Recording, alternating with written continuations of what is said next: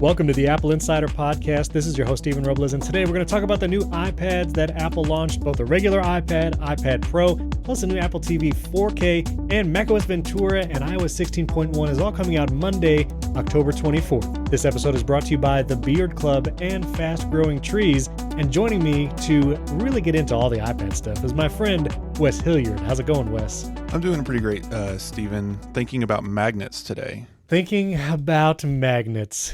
Yes, we are going to have to talk. Yeah, get all into it. Yeah. We're going to talk about all the magnets and all the Apple Pencils. I'm going to get a MagSafe to USB-C to Lightning adapter just to charge my Gen 2 Apple Pencil with the next iPad. No, just kidding. Dongles all the way down. We are not leaving Dongle City, USA anytime soon when it comes to new Apple products, so we'll get to that. A couple quick 5-star shout-outs. Turin from Italy. He loves the chapters and chapter art we do for the show. Thanks, Turin. Alan Carver from USA and Scott Wellman from West Virginia, USA. Thank you guys for 5-star ratings. So here's the deal. Apple had kind of a bunch of announcements. It felt like there was an Apple event this week, but there was none. There were 3 press releases in a row, all preceded by Tim Cook tweeting a, 15 to 20 second video where he said, take note. Didn't even say anything was coming. All I did was said, take note. A bunch of kind of like line drawings of stuff. Clearly Apple Pencil, felt like it was iPad related. And then everyone was waiting with bated breath from when he tweeted that, which was like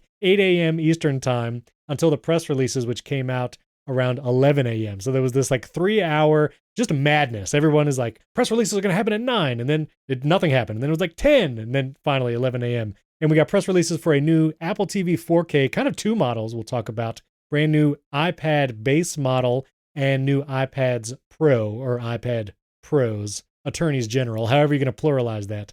I don't know. What do you think about that whole like teasing thing? I felt like that was a little different for Tim Cook to literally tease a product with no event or like no context. The NBA was really excited about Tim Cook's announcement because stole that hashtag from an NBA team. I don't know if you ever heard of them, the Utah Jazz, a music-themed team, I'm assuming. And they they have had take note as their catch slogan, hashtag whatever, since years and years. Apparently, they briefly retired it, brought it back in like 2019, so they've used it at the very least for the last 3 years. Wow. I guess Apple doesn't pay much attention to the Twitter sports region.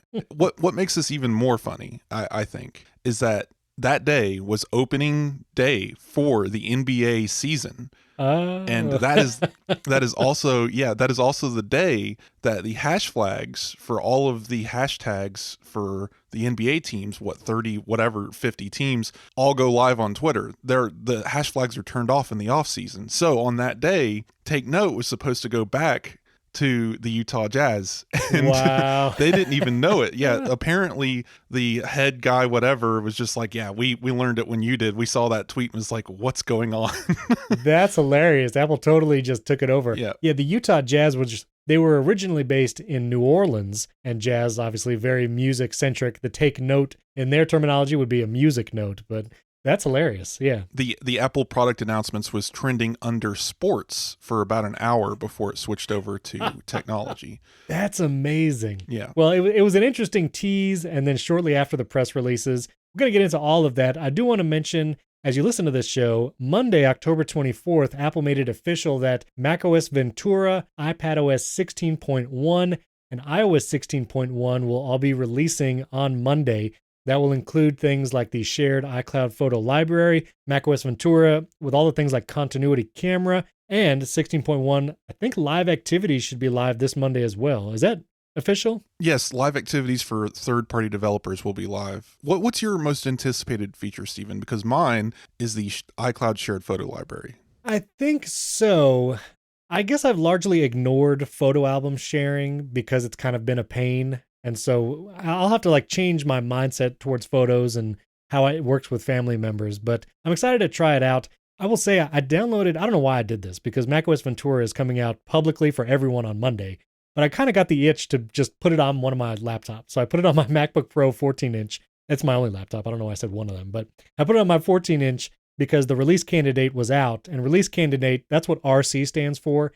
And it doesn't mean that it's available publicly yet. It's the final step in the beta process before it goes public, the release candidate. And so I put that on my 14-inch MacBook Pro, And I'm still playing around with it. I opened system settings and I was like, well, that's weird. And I got to play around more to get more thoughts on it. But continuity camera is an incredible feature. And it's built into iOS 16. So on your iPhone, it already has it. You just need a Mac running macOS Ventura. And then whenever you go to a place where you would normally select your built-in camera for your MacBook or whatever, you can choose your iPhone camera, and it is super fast, very low latency. It worked in QuickTime if you want to do a new movie recording there. It will work in video calling software. I used it on Riverside.fm, and it will automatically see the iPhone as a camera. I mean, it just was seamlessly working right out of the box. So amazing. It's smart. None of the software needs to know about it. It just it's seen as a hardware camera from the system. They don't care that it's continuity camera. The Mac's taking care of all that. It's a really neat feature. Yeah, it is awesome. And I got the Belkin MagSafe for notebook. So this is the little stand where you'll be able to clip it to your MacBook lid, and then your phone can just connect via MagSafe. So no actual clip that you have to mess with. It just sticks right on this thing. So I'm going to be testing that out, but it's an incredible feature. So I'm excited for that. Saw a user question about this, just to cover it in context, about what was the best way to take advantage of continuity camera. For me, when I tried out the feature, I've been using a iPhone tripod and just kind of put it wherever I want. I mean, it's cool having it. If you're using a MacBook and you're looking at the display and that's where the FaceTime call is taking place, great. That's an awesome mount that puts the camera right where the webcam would be. Mm-hmm. But if you're using an external monitor or any other kind of situation, it's probably simpler to have a free moving thing. And the Belkin thing works that way too. It acts as a ring holder and a stand for the phone as well. So that's cool. I would also recommend just trying a tripod, set it up behind your monitor, but there are dozens of mountable magnetic attachments for iPhone that can put it anywhere. So just look around. There's plenty. It's very cool. So the first press release that came out was the Apple TV 4K. Mark Gurman mentioned that we would have one coming soon, but we actually kind of got two models. So the new Apple TV 4K, you can get it both in a Wi-Fi only model and then a more expensive Wi-Fi with Ethernet and Thread built in for $20 more. So overall, the price of Apple TV has actually dropped. Before, if you wanted to get a 4K Apple TV, like last year's new model, new Siri remote and all that, it was $180. Now you can get it for $129. The Wi-Fi only, has an A15 Bionic. Nice to see them upgrading that chip so quickly. And that base storage has gone from 32 to 64 gigabytes. That's the Wi-Fi only model. Does not have Thread. So if you're a HomeKit fan, we talked more about this on HomeKit Insider on Monday's episode, but there is no Thread built into the cheaper Wi-Fi only Apple TV. If you have other HomePod minis and other Thread border devices, you don't need to worry about that. It still supports Matter, but we get more into details on that. Yeah. The more expensive version, which is $149, it's only $20 more. $20 more, you get a new Apple TV, you get the Ethernet port, you have Thread built in, and you get 128 gigabytes of storage for just that $20 more, which is amazing. Plus, the other new features is HDR10 Plus, which is the Samsung's kind of HDR. They don't do Dolby Vision, so they have HDR10 Plus. So now the new Apple TV supports that. And the Siri remote, interestingly, has traded Lightning for a USB-C port. The death knell tolls for Lightning port. I think this is... Did you write that headline? I saw that headline. Yeah, that was good. That was good. So it's definitely a good sign. It's odd that this is the first accessory. I was hoping it would be the AirPods, but again, all of these are being developed out of context from each other. So it makes sense that this would probably be the easiest place to swap it out, especially since people who are buying the Apple TV may not even technically be Apple customers, as weird as that may be. Yeah. It is funny that there is no USB-C charger in the box. So if you buy this and you don't have any cables, you have to go buy a cable or you're not charging a remote at all. That's interesting. I thought that was odd, but yeah, this is fun. There's no other changes to the remote. I wish there was a U1 chip in there. Yes. Looking at the overall updates, I don't think the no thread radio and the cheaper models that big a deal. I've seen a lot of people saying why, but in a multi Apple TV household, if you're going to be one of those people to get a couple of models, Well, you only really need the one more expensive model with thread. Yeah. You don't need every model in your home to be the thread model. So that $20 savings is nice. HDR10 Plus, great. I buy Sony TVs, so Dolby Vision, I guess. But yeah. I think the thing that stands out to me, though, is the Yes. A15 processor and 120 gigs of storage, 128 gigs. Right. Those both tell me that Apple is at least acknowledging that people are filling up these TVs. I fill up a 64 gigabyte Apple TV easy because I'm actually downloading Apple Arcade games. Right. And want to know something else? They both have 4 gigs of RAM. That's up from 3 gigs of RAM in the last generation, I believe. Nice. Which, again, it all just goes to better processing, faster things. So I believe this is going to be a much better TV for Apple Arcade. This is going to be just a better overall purchase. And it's so much cheaper. I'm excited. Yeah. I think this is great. A lower price. I like seeing Apple update the Apple TV more than just every couple years, because before it was like it would get an A8 processor and it wouldn't be touched for like 2+ years. So this increase in the frequency of updating the Apple TV, I think, is great. More storage is great. This is a first world problem, but I kind of now wonder, because I got a new model because I want my nice setup to have the A15 and, have all the stuff. I don't know what to do with my old Apple TVs. I feel like that is one product, like you're not going to trade it in. Like there's no trade-in value. If all your TVs already have an Apple TV on it, what do you do? Paperweight? I don't know. I just kind of, it's like stocking a shelf at a grocery store. You put the newest in the back and rotate forward. So rotate them all down. Yeah. So the new Apple TV I ordered is going in the living room. Then that one from last year is going in my bedroom. Yes. Then the one in my bedroom from multiple years ago with the old dive board Siri remote. Yes. That'll be a spare. Generally, these just get handed out to family members. I have extended family, and it's like, here's an Apple TV. And I'm still waiting for the day for Apple to call me and be like, dude, you can't be signed into like 8 Apple TVs. Listen, that's an interesting thing, because I have several Apple TVs in the house now. Mm-hmm. And the one issue, I love the Apple TV. It's actually there's actually going to be a new Siri interface with tvOS 16.1. Compact Siri. Compact Siri. It's great. Like, there's great updates. I really do. I really love the Apple TV for all the streaming stuff, the Apple Arcade stuff. Naming an Apple TV, I don't know what the deal is.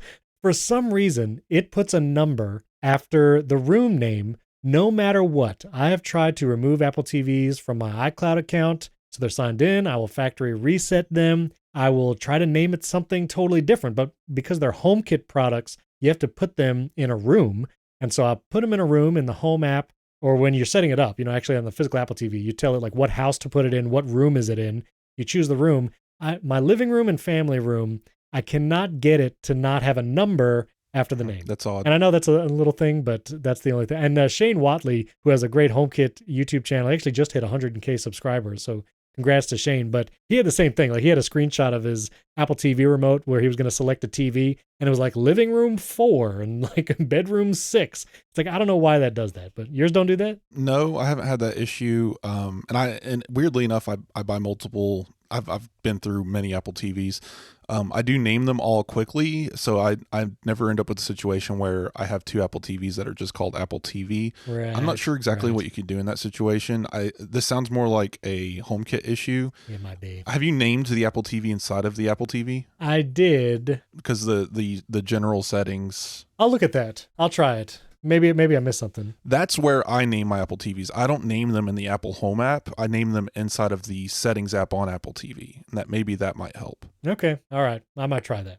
All right. We got to talk about iPads. This was the big news this week. We have a new base model iPad. This is the 10th generation iPad. I understand, like, naming convention wise, like, this doesn't need a moniker, but I kind of wish there was a better way to describe it. Like, I know before we've had like MacBook and MacBook Pro, MacBook Air, but now we have iPad 9th generation, which is still for sale, which is the Touch ID iPad of last year. We have the iPad 10th generation, the new model, which we're going to talk about in a second. We have the iPad mini, that's number 3. We have the iPad Air, number 4. And then we have the iPad Pro, which is the 11-inch, and I almost could consider the 12.9-inch a slightly different product because you get the XDR mini LED display. iPad Ultra. iPad Pro Max Ultra. So it's almost like we have 6 iPads that when buyers walk into a store, they now have to decide which iPad should I get and which Apple Pencil works with which iPad. First of all, this doesn't help, but I refer to, at least when I'm writing, and in the future going forward, I'll be referring to the new iPad as the 10.9-inch iPad. Because yes, it shares a screen size with the iPad Air, right? But we call that the iPad Air. And then the previous, the 9th generation, we've always called it the 10.2-inch iPad. But again, none of these names roll off the tongue. It's just a good way to differentiate when you're talking about it. So if you hear me say 10.9-inch iPad, that's what I'm talking about, is that new colorful guy. That's good. But secondarily, I am so conflicted about this. I've seen for years people say there's not enough variety at Apple. Look at Android. There's 4,000 phones you can buy. There's 2,100 tablets you can buy there, and they're all different price ranges from $4 to $4,000. And it's like, look at all this selection of choice. And then as soon as Apple comes out with a new SKU, it's like, oh God, paralyzed. I can't choose. What shall I do? And somebody, I won't call out names, you can see them in my Twitter, said there are now 6 different configurations of keyboard that Apple sells for 4 different sizes of iPad. I'm like, yeah, because they all came out in different years. What are we even complaining about anymore? I don't think the variety of options is a bad thing inherently. But the configurations are odd, I agree. Configurations are odd. And so let's talk about it. So this new 10th generation iPad, it's a 10.9-inch screen. It now closely resembles the iPad Air design.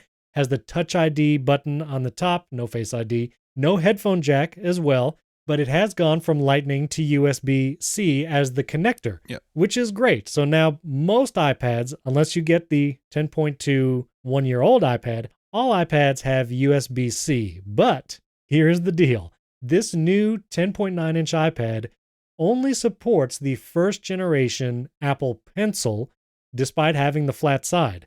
And because the first generation Apple Pencil is Lightning, if you want to use that pencil with this new 10.9-inch iPad, you have to get a USB-C to Lightning adapter, which Apple includes now in the box if you get a new first generation Apple Pencil, but not in the box with the iPad. And that's a little weird. Say the last hardware change, significant too, is that the camera has moved to the landscape side of the iPad, which is great because that's a lot of times the configuration you use an iPad in, but it did not change for the iPad Pro, which we'll talk about in a second. Yeah, I did want to comment on the design. I've seen a lot of people say that this is just the iPad Air SE, that they've just taken the casing from an old iPad Air, I think the 2020 model, and they just they just rearranged a couple things. And that's not how this works. This is a different case. This isn't the iPhone, SE using the iPhone 8 casing, because those are identical. This is actually a different case. It's actually a little bit thicker and a little heavier than the iPad Air, regardless of which generation you're looking at, either the 4th or the 5th gen model. So this is actually a new case designed specifically for this iPad, even though it looks similar. On top of that, the smart connector is on the bottom of the case, which is a different cutout, so it would require a different case anyway. And that center camera on the landscape camera is interesting because that gets into the issue with the Apple Pencil, and we can go into that. But like I like that they've done this, but it is very much that monkey's paw. Everyone's been begging for a camera on the landscape side of the iPad, just like the MacBook. Right. But I don't think any of us ever considered, because I know I didn't, we never considered what would happen to the accessory compatibility. Because, Steven, I didn't know if you know this, there are only 4 sides on an iPad. I want to get into the camera stuff when we talk about the iPad Pro, because that was notably unchanged. So I think they're both sides of the same coin. So yeah, getting to the Apple Pencil, because of that camera shift, there is no magnet on that side to mount an Apple Pencil to. Right, and so Apple's compromise here is to say, okay, you can use the original Apple Pencil, but joke's on you, it uses Lightning. Yeah, and so here's my deal. This iPad also has gone up in price. It's $449 for the new 10th generation, as opposed to $329 for last year's model, which is still for sale. Apple is still selling that cheaper $329 model. I think that's for education markets. 100% for education, which also, when you look at the Apple Pencil compatibility, if I was an educational institution and I know I'm going to be dealing with a bunch of 5th graders or younger with a iPad and an Apple Pencil, I will not want to deal with a USB-C to Lightning adapter for those kids to have to charge this Apple Pencil. And so 100% would not choose this one for kids. The $329 iPad I think still exists because that's what schools are buying. For sure. And I went into the comparison I did with the iPad Air. The new iPad, I think, is still kind of targeting the education market, but for students. This is what students will go and buy for themselves. Sure. And we can get into that in a second. Yeah, and I just think I have a friend who actually works in a school district here in Central Florida, and he actually deals with the iPads for the students. And they are notably around for a very long time. And so I think, to your point, when you think about the education market, I get why that older one is still for sale for $329. That is the one schools will get. They will get the first generation Apple Pencil. I just do think it's unfortunate that it's going to lengthen the tail that old style iPad with a lightning connector with the first generation Apple Pencil. It's going to lengthen how long that exists, kind of just like in circulation. So I get that they're both around, and to make that hard cutoff to say now everything's USB-C and all those pencils are obsolete, like I get it, but it's just a little weird. I will say the Logitech Crayon, which is a great alternative to the Apple Pencil. I actually got one of my sons that Logitech Crayon. He actually prefers it, just the shape and how you hold it. Logitech updated their Crayon to use USB-C. So if you did want to get one of these new 10.9-inch iPads, and that's a good way to say it. I'm glad you said that. The new 10.9-inch iPad, if you want to get it with some kind of writing device, I would look at that Logitech Crayon with USB-C. You don't have to deal with an adapter. I think that's the best choice overall for especially this iPad, and I think education markets in general, because they have a really cool technology I wish Apple would implement in all of their stylus, where it uses a radio frequency unique to the iPads to automatically pair based on proximity. So you can have two iPads within a few feet of each other and draw on one iPad with the crayon and move over to the next iPad and start drawing on it as well with no pairing necessary whatsoever. Right. Yeah, it's just really smart. It has an on-off switch. The only difference is, because it is using actual Apple Pencil technology, this is an Apple partnered product. So This is Apple Pencil tech, but does not sense pressure. It only senses tilt angle, and that's the only difference from the Apple Pencil 1 as far as I know. Right. I will say this new iPad looks good. The colors they chose look really nice. There's a nice blue, a nice reddish pink, a yellow, and then the silver. So cool colors. There's a new Magic Keyboard Folio for iPad. Yeah, and this is just for the 10.9-inch, the new iPad.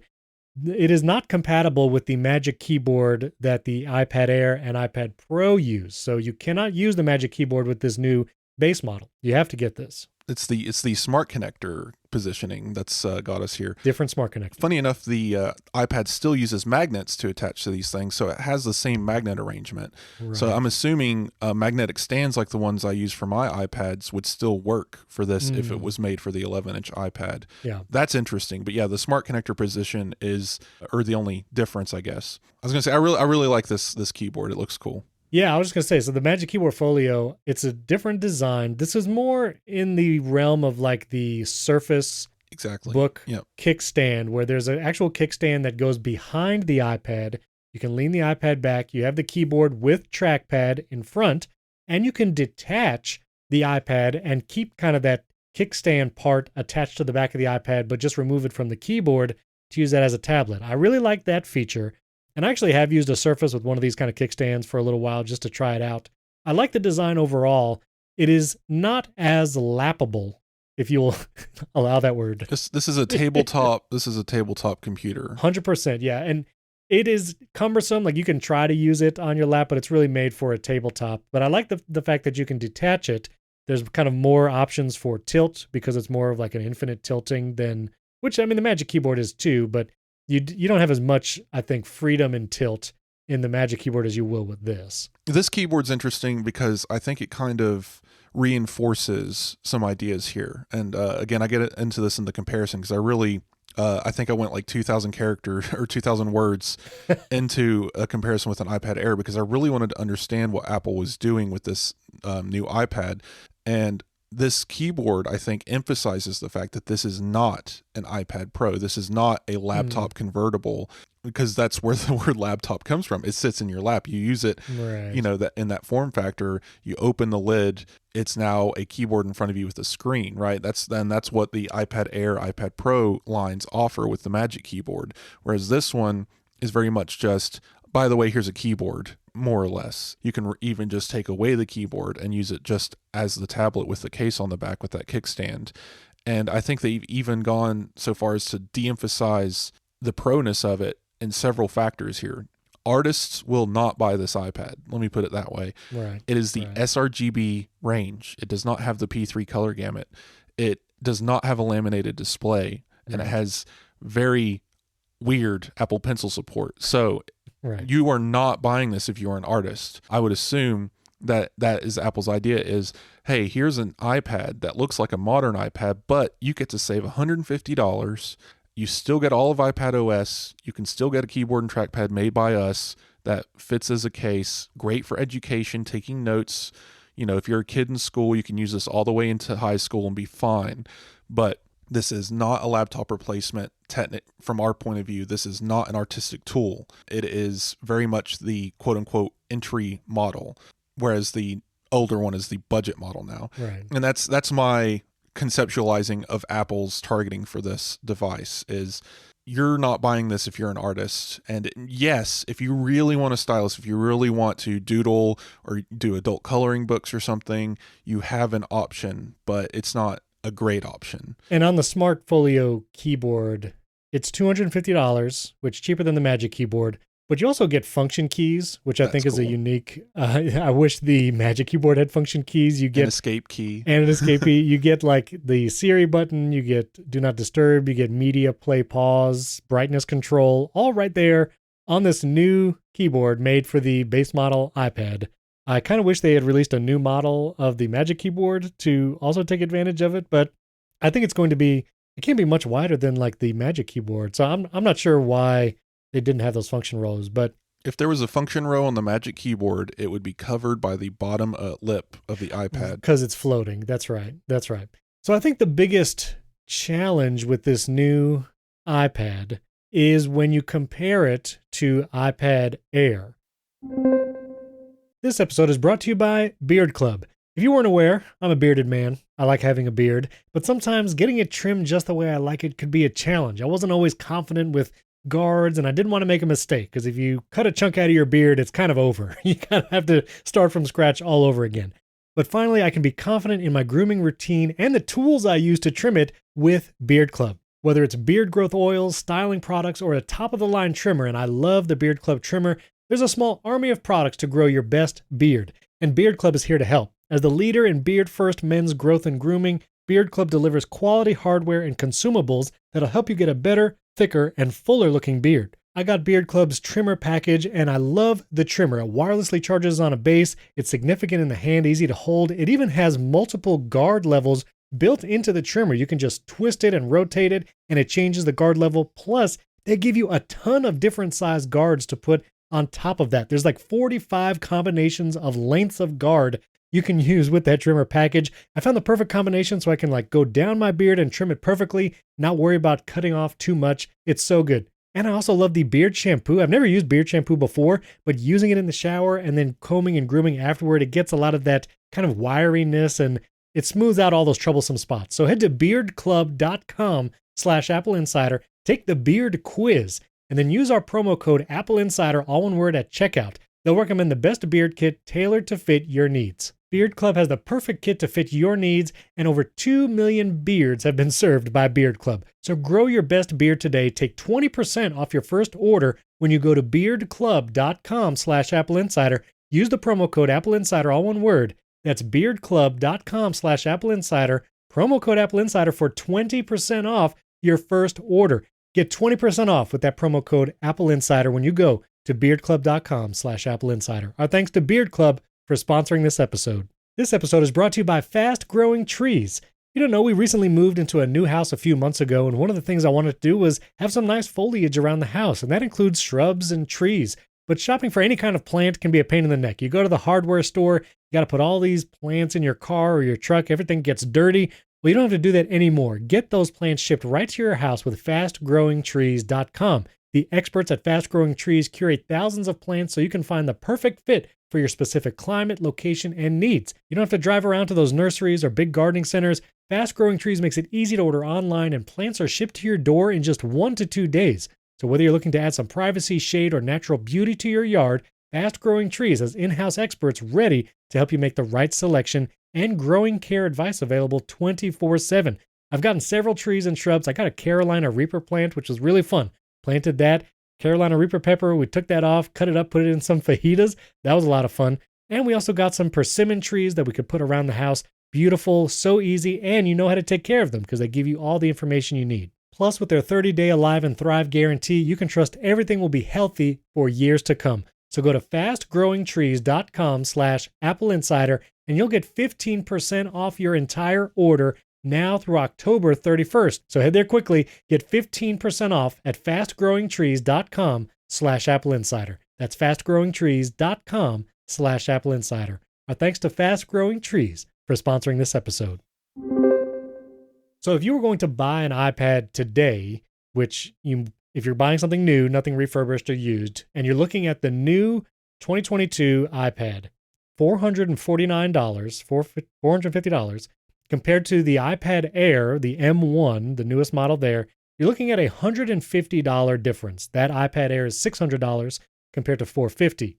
What are you getting for that extra money? You get a better display. You get that P3 color gamut plus the laminated screen on the iPad Air, same screen size, but you also get the ability to use the Magic Keyboard if you have or want one of those, and the second generation Apple Pencil. Both have USB-C, same wireless connectivity, both have Touch ID.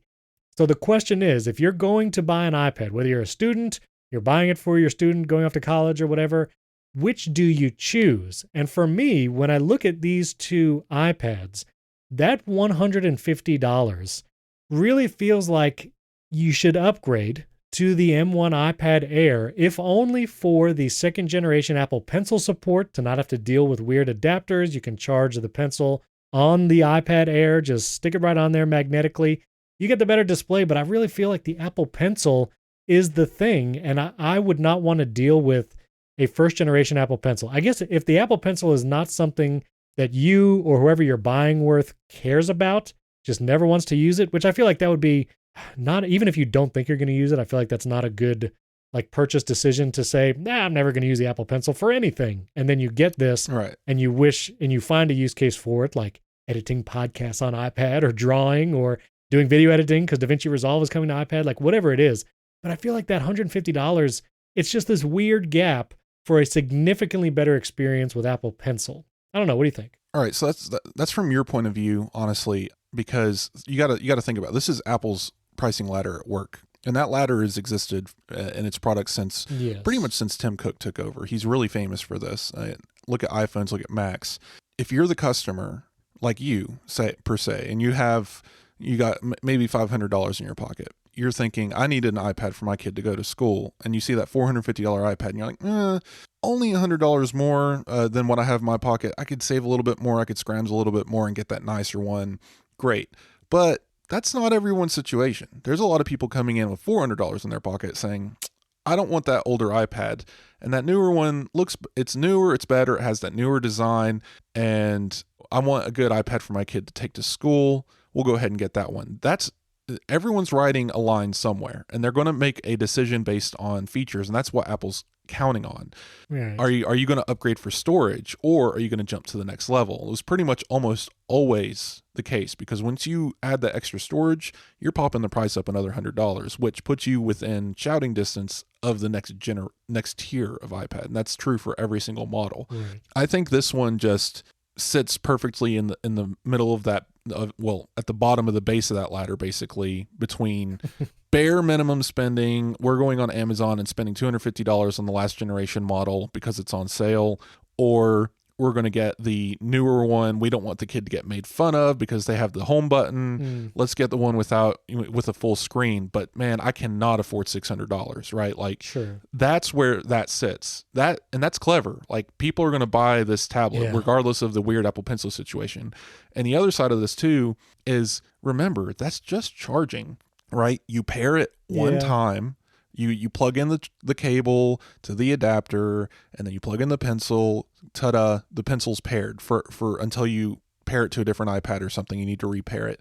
Then any sensible person, especially if you're dealing with a kid, would just take that cable, plug it into a 5-watt charger somewhere in a wall, And when that pencil needs charge, bam, you have a dedicated charger plugged in somewhere for it. Yeah.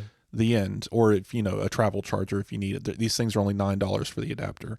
That's the situation. And the pencil lasts hours and hours before you need to charge it anyway. So I just, it's annoying. It's inconvenient, but it is not as terrible, because yes, we are spoiled. We have magnets at the top of our iPad Pros that we just slap a pencil on and literally frying the battery into oblivion because it's charging for the last 3 years and we haven't touched it, right? Well, yeah. I mean, although I will say we are not spoiled in our camera placement, which this new 10.9 inch has the right landscape camera placement, but we'll get there. Yeah, we'll get there. So, and it's so weird because if you want to upgrade the storage on this new base model iPad, if you want to get the 256 gigabyte version, it jumps up to $599, exactly, which is literally the price of the M1 iPad Air. And like you said, Apple with the tiered approach. Yeah, Tim Cook's laughing behind his desk. Yeah, he is laughing. But I will say, like, to the who should buy it, my 10-year-old son, if he did not have an iPad at all, and I was looking at the landscape of iPads, you could look at the refurbished models, and I think those are good options.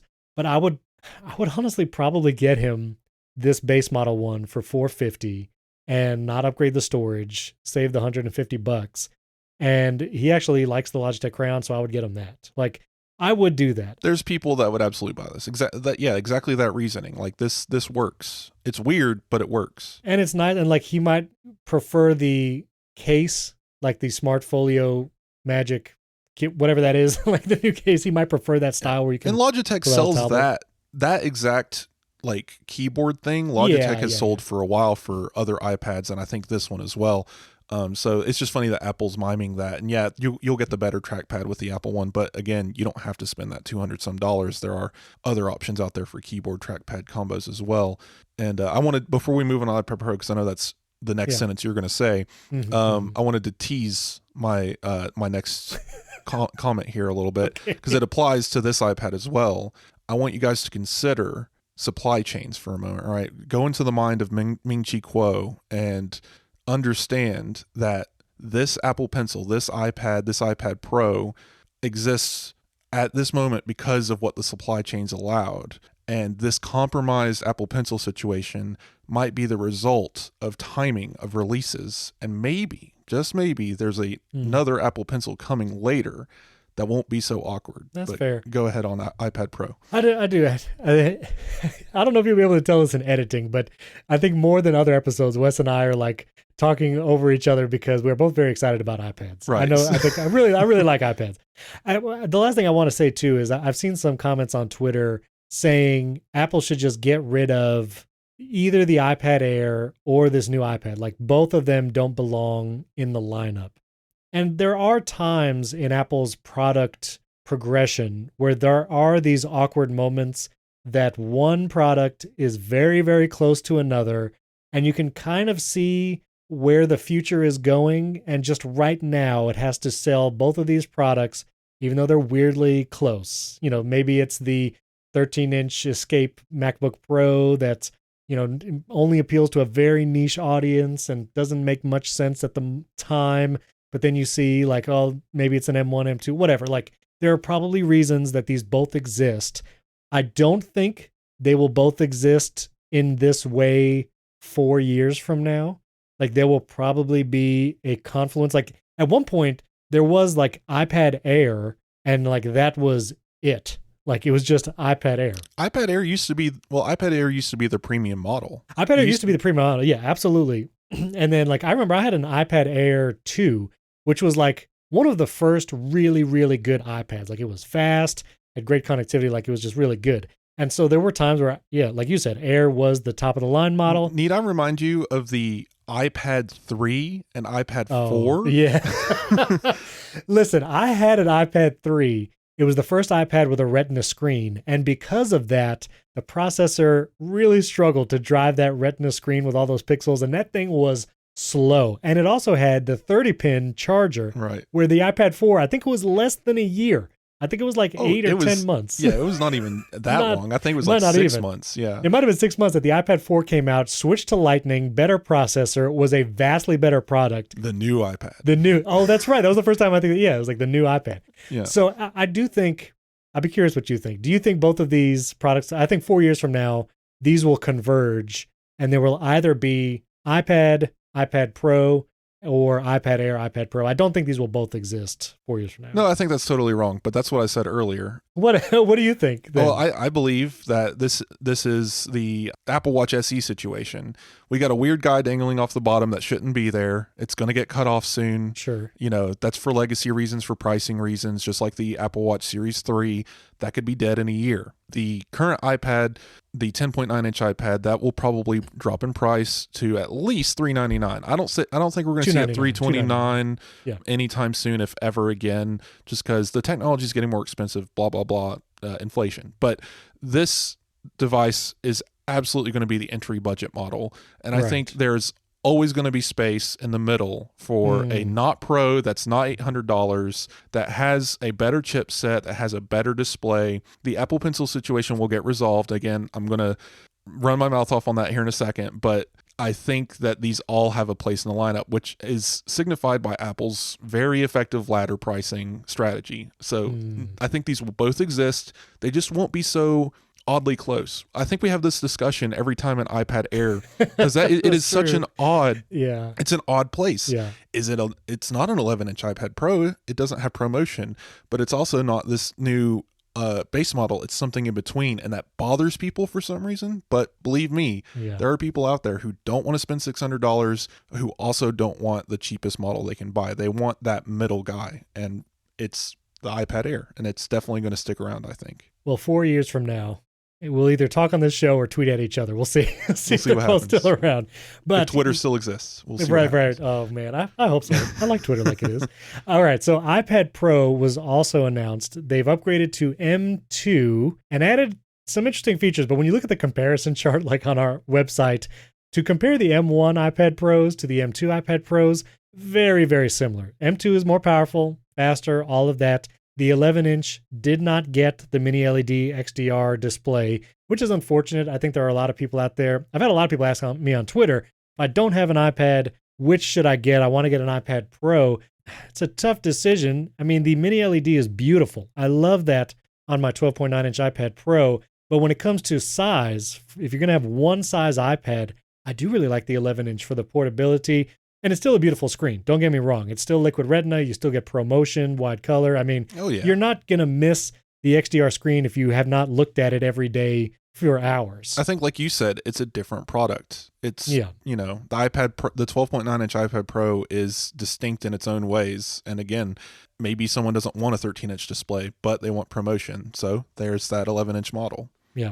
You do get a better video. You actually get Dolby Vision video that you can record on your iPad. There's like a video on YouTube where Apple kind of made an event video. Like it's only 10 minutes or so, or 15 minutes. 10 and they minutes, kind of, 10 minutes. They talk all the products and it's like, that was the event video. Like they just did not call it an event. I liked the iPad grip that he was using to film. Yeah, super fancy. Yeah. Very like in 4K. And Apple said, we understand that iPhone records in ProRes and has a terabyte of data that you can fill up in 5 seconds with this. And it takes 4 years to get it off of your phone because we have USB 2.0 speeds, but we solved it. Just record it on your 2 terabyte iPad Pro, the size of your head. There you go. That's it. There it is. So those are like hardware differences. The camera did not move. We could talk about that in a second. Also, Wi-Fi 6E. This is, I think, Apple's first device to support Wi-Fi 6E. It's a newer standard. But oddly, one of the features of Wi-Fi 6E as a standard is the 6 gigahertz frequency, which would provide faster data transfer. And the new iPad Pro does not support the 6 gigahertz. If you look in the footnotes on the page, it still only does the 2.4 and 5.0 gigahertz bands. So interesting that it's Wi-Fi 6E, but not 6 gigahertz. And for that reason, I'm not going to upend my entire Wi-Fi network and update to 6E just yet. Maybe when the next iPhones come out with 6E, that would be interesting. But other than that, it got this feature called Apple Pencil Hover. It's still using the second generation Apple Pencil, the same Apple Pencil, same Magic Keyboard you've used before if you have one. But the hover feature now is where you can actually put the Apple Pencil above the screen, not touching it, it's just hovering. And the M2 iPad Pro, this is just for the new one, it will sense that hovering, and actually you get really cool new features that way. They show Procreate and other drawing apps where you can hover the pencil and then like pinch to zoom with your other hand to choose how thick or thin you want the next line to be, or you can preview a change to your piece of artwork before actually putting the pencil on the screen and making the change specifically. So this hover feature is going to be really cool. Third-party developers are going to have to support it. I contacted Ferrite developer Canis by Wooji Juice. They make the Ferrite is the podcast editing app. I edit every podcast I do with Ferrite. I edit this show with it. I love using the Apple Pencil on iPad with Ferrite. He is not sure how it's going to interact. He said Ferrite already supports some hover states, but not sure how it will use this new feature. And so I'll be testing that on day one because, a spoiler, I did order one. It's coming Wednesday. So I'll test the hover feature. But the other notable change or notable unchange is the camera still in the same place. And it didn't move to the landscape side, most likely because that's where the Apple Pencil charges and there needs to be magnets right there in that exact spot. But I still want the camera there. First of all, the hover thing's cool. I would never use it. I use my Apple Pencil, but definitely not as much as I should, considering how it's $120. It's useful. That feature is just going to pass me by. I wonder how they came up with it, though. Electromagnetic displacement on the display, it's always been a thing. Like walk up to a CRT on a carpet and touch it, you're going to get a little static shock, right? Same idea, just magnified much smaller because these are shielded devices. But there will always be some EMF escaping from the screen, and using that to communicate with the pencil is really smart. I like how they did that. Yeah. Again, just one of those, it's always been there, but it's fun that they're implementing it. And yeah, people are complaining. It's like, oh, but why not the other iPad? Well, because there's probably some silly sensor somewhere in there making this decision. It's always going to be hardware related.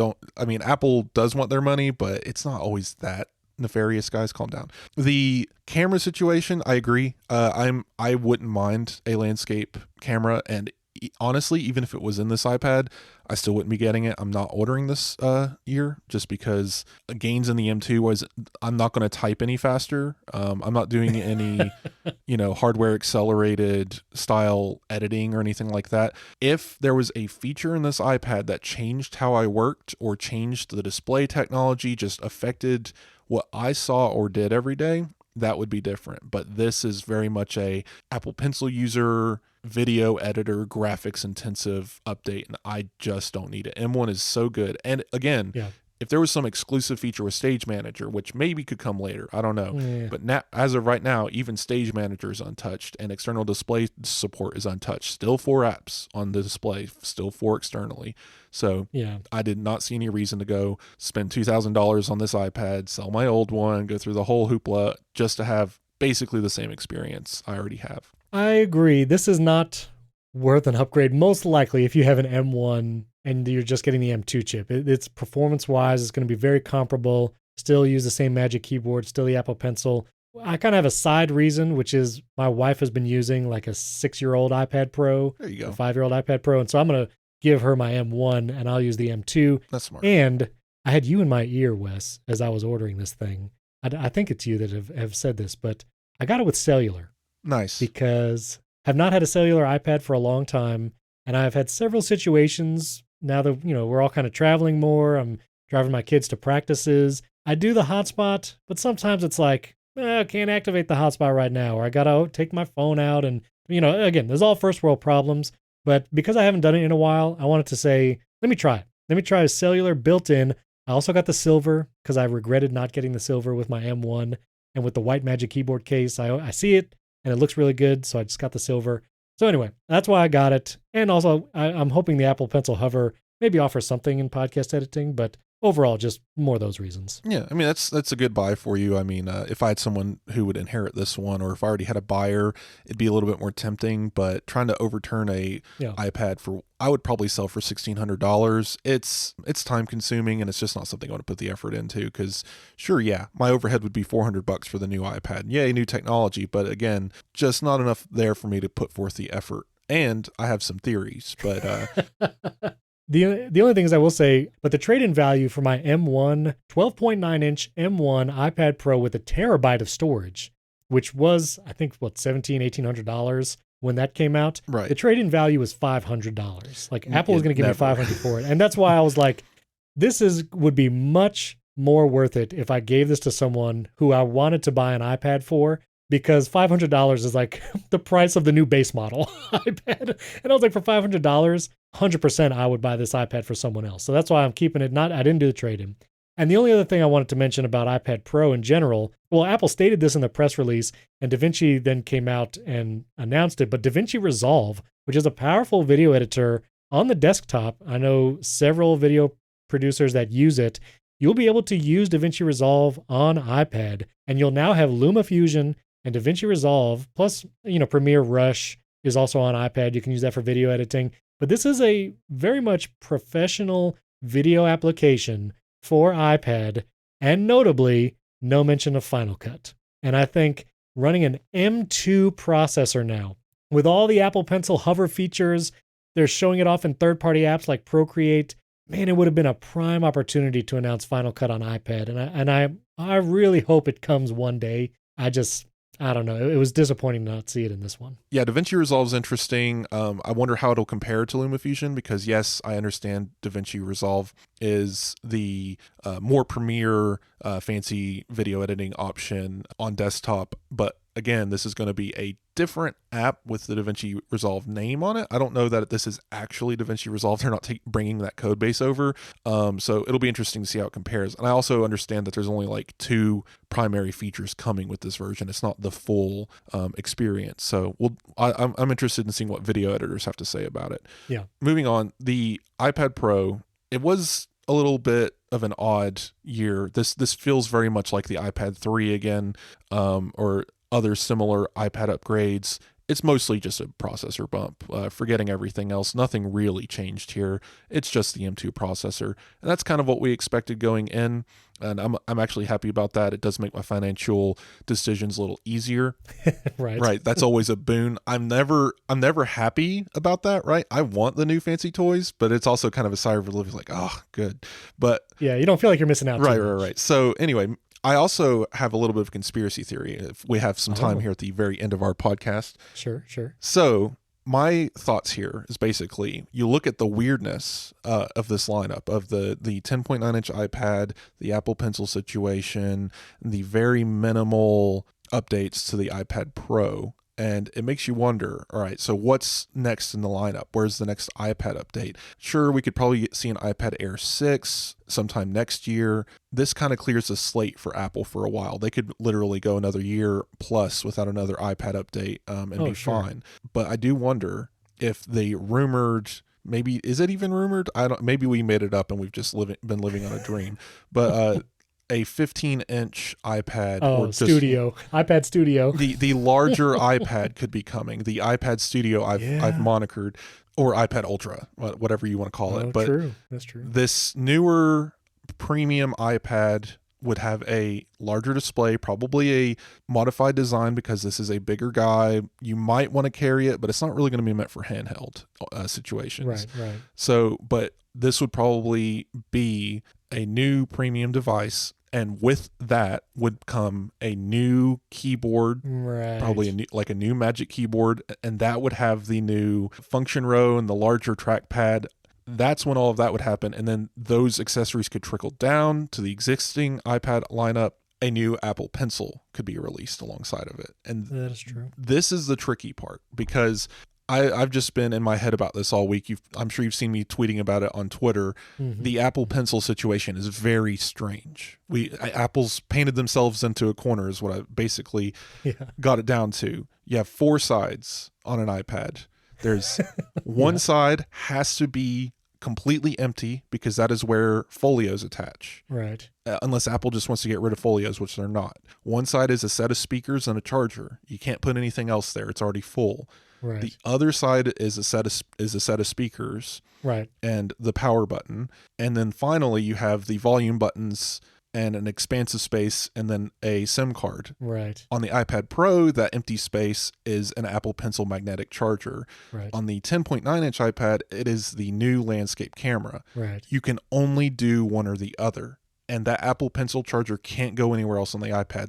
As I've said, there's just no space unless you cover up speaker holes in the top of the iPad, which is not ideal, and Apple's not going to do that. Yeah. So what's the solution? I think it was cool to have a magnetically attachable Apple Pencil, but maybe that goes away. I think maybe a third generation Apple Pencil, maybe they even consider it a different product and it's the Apple Pencil Pro or something, and it's a little bit larger, thicker, easier to hold, and probably charges over USB-C.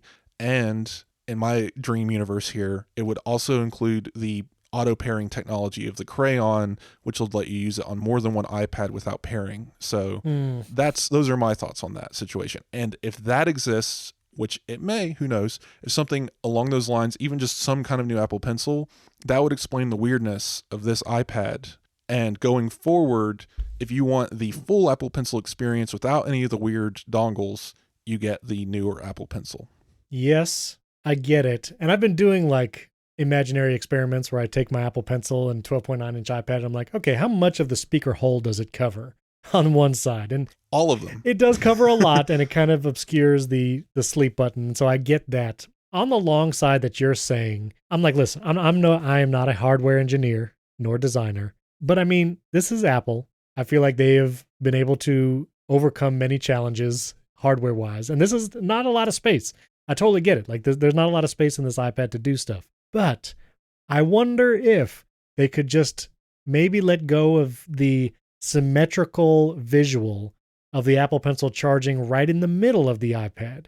And at least on the 12.9-inch, which, again, they have to make it work for the 11-inch too. They're not going to do two different. Yeah, this would only work on the larger iPad. It would only work on the larger one. But like to move the SIM card tray way up by the volume buttons, charge the Apple Pencil farther down the side, and then fit in the landscape camera or something. Because I looked at the iFixit teardown of the M1 iPad Pro, and I would be curious when they do the teardown of the M2 what it looks like. But when you look at the magnets that charge the Apple Pencil, like, yes, they are there. They need to be there to hold the pencil and to charge it.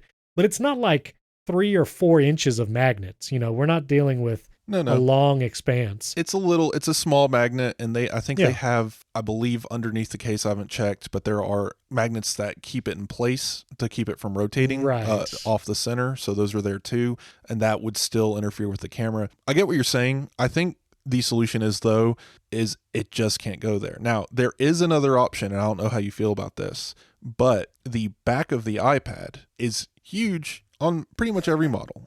Yeah. Could easily have a mounting situation where the Apple Pencil sticks to the back of the iPad. Again, I don't see Apple doing that because it's not ideal, it's not pretty, and it changes the shape of the iPad right in a case or in a bag.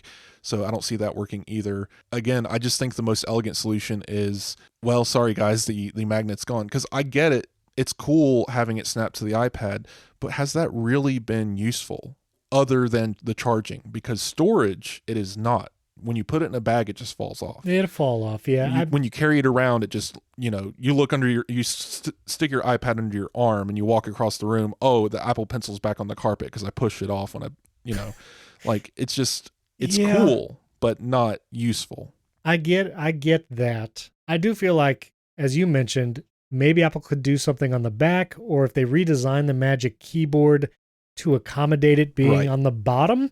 Because like you said, that's the other. Yeah, a lot of cases that would not work because a lot of third-party cases attach to that bottom edge opposite the volume buttons.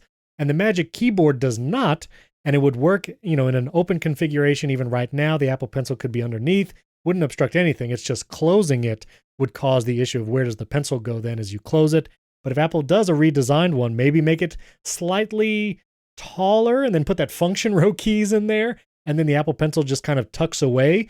That would solve the storage issue because it'd be more secure in there. So if you throw it in a bag, the pencil doesn't just fly off. Have you seen the Surface, how it hides the pencil in a little cavity? Yes. Yeah. I mean, that's a good idea.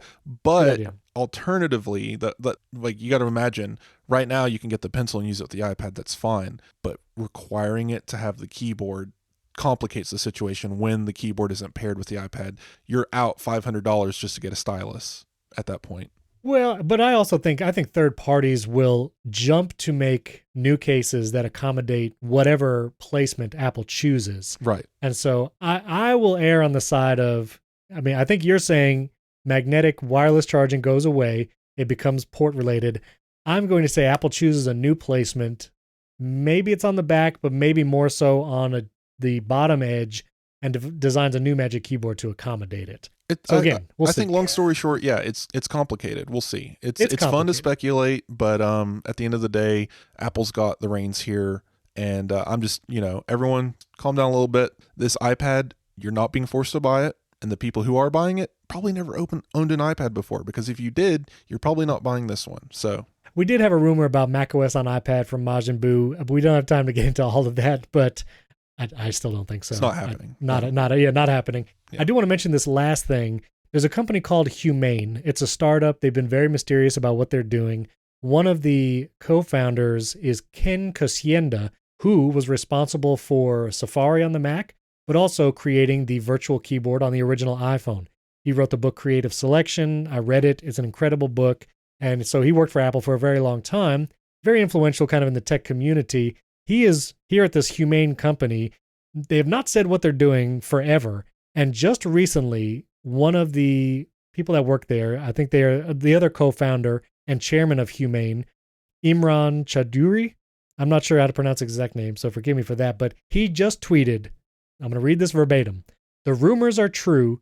The smartphone is dead. And coming next year from Humane, the world's first device built from the ground up for AI. Artificial intelligence." The smartphone is dead. Long live the smartphone. I'm like, if this new device, I imagine, is going to look suspiciously like a smartphone that you're claiming is dead. So like, A, that's weird. B, when you think about the iPhone wasn't saying the smartphone is dead. The iPhone just made the best version of smartphone that there could be. And so this feels like a weird premise and a weird way to announce that you're making a hardware product. I'm very curious what they're doing. Also, with all the AI-generated art and that weird, like, what does AI think human evolution looks like? If you guys haven't seen that video on Twitter, it's wild. I don't know if I want my handheld device being run by AI, but okay. Yeah, well, more power to you. I also believe AI is stupid. So we can get into all that some other time. The other podcast that we don't have time. We gotta do a bonus episode on AI. That's what we should do. Good Lord, it's AI is people. It's throwing pictures at a computer. Soylent Green. Just wanted to comment on this. Yes. Go to their website. It's wow. Is it what's the word? There's a lot of hubris, I think. There we go. Yeah. Yes. It's just. They're playing a Kanye West song over a video of a woman running through a crowd of zombies playing on their smartphones, staring at the moon. And it's just, what are you? This feels like a Nike commercial from the 90s. It's just bad. Like, calm down, guys. You're making a tablet smartphone. It's a touchscreen. And if it's not, no one's going to buy it. I'm with John Gruber here. Smartphones, until somehow AR gets implanted in our brain and we just have all of our information continuously forever in front of our eyeballs, smartphones aren't going anywhere. It's not going to change. Yeah. And apparently, I'm sorry, Ken Kosienda is not one of the founders, but he's on the team at Humane. I'm not exactly sure what his, being a software designer and designing the iPhone keyboard, I imagine he'll do something in that regard. But they have a, fairly large team of developers. Yeah, I'll be curious what they do, but it's kind of funny. I don't know, man. A little silly. Very the nothing phone all over again. Yes. All right, well, listeners, let us know what you thought about all the iPads, iPad Pro, base model iPad, Apple TV, and, if you want an AI-generated smartphone, you can tweet at Wes and myself. Our Twitter handles are in the show notes. You can support the show at patreon.com/AppleInsider or directly on Apple Podcasts. Get an ad-free version and early access to the show, and a 5-star rating will get you a shout-out at the top of the show next week. Thanks for tuning in. We'll catch you next time.